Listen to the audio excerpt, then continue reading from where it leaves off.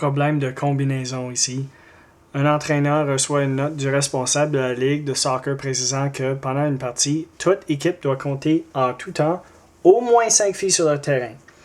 En tenant compte de cette consigne, de combien de façons peut-on choisir une équipe partante de 11 joueurs et joueuses, sachant que l'équipe compte 7 filles et 9 garçons? Ou A, ils peuvent jouer à n'importe quelle position, et B, donc 2 de ces garçons peuvent jouer uniquement comme gardien de but. Avant d'attaquer ce problème, regardons aux questions pour en sortir les aspects importants. Première chose que je vais noter, c'est que il y a 7 filles et 9 garçons parmi lesquels on peut choisir notre équipe partante. Deuxième chose, 11 joueurs sur le terrain. Alors, 11 joueurs sur le terrain.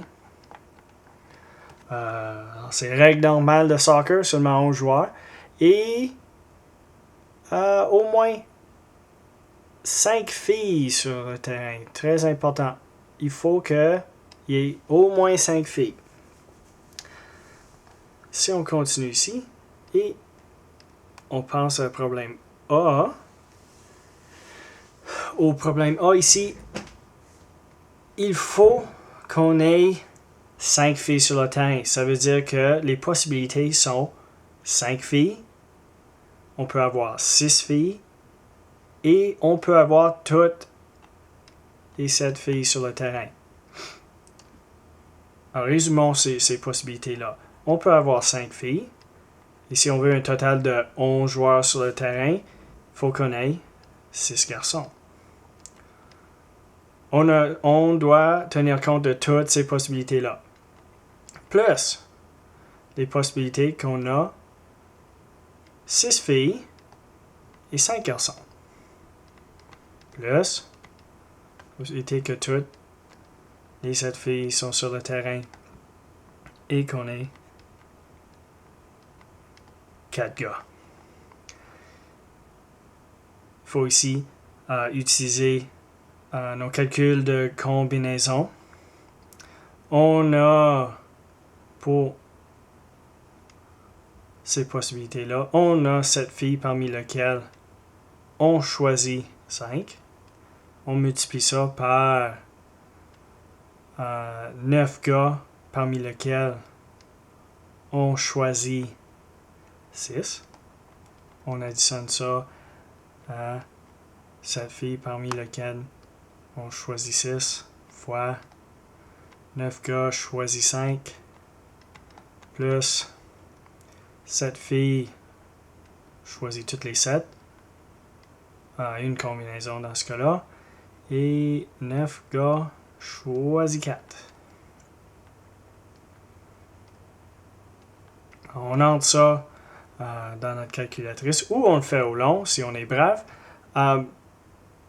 Et vous allez obtenir 2772.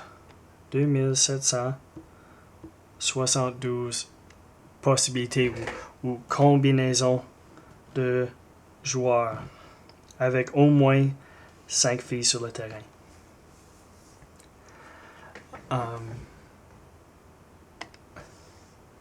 Là,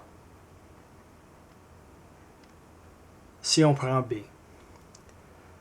2 de ces garçons-là, dans ce cas ici, peuvent seulement jouer comme gardien de but. C'est-à-dire que si je vais séparer en 3 boîtes ici, parce que j'ai 2 garçons qui sont gardiens de but. Je vais avoir 7 filles. Ensuite, des 9 garçons, 2 sont gardiens de but, il reste 7 parmi lesquels je peux remettre sur le terrain. Okay? Alors, énumérons nos possibilités ici. on peut seulement avoir un gardien. C'est-à-dire qu'on va avoir un garçon gardien. Je vais juste mettre un petit G. Avec au moins 5 filles encore. 5 filles. Puis là, 1 plus 5, ça fait 6. Et il nous reste 5 gars parmi les 7 qui restent à choisir. Là, il faut additionner cette possibilité-là avec notre un gars qui est le gardien. Encore. Là, on pourrait avoir 6 filles. Tout comme ici. 6 filles, 1 plus 6 nous donne 7. Il reste 4 garçons à choisir. Et les combinaisons, il faut additionner les combinaisons où on a ce gardien-là. Le gardien qui est un garçon. Toutes les 7 filles sur le terrain.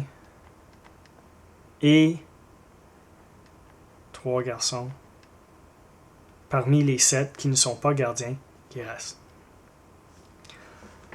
Donc voici les combinaisons ici.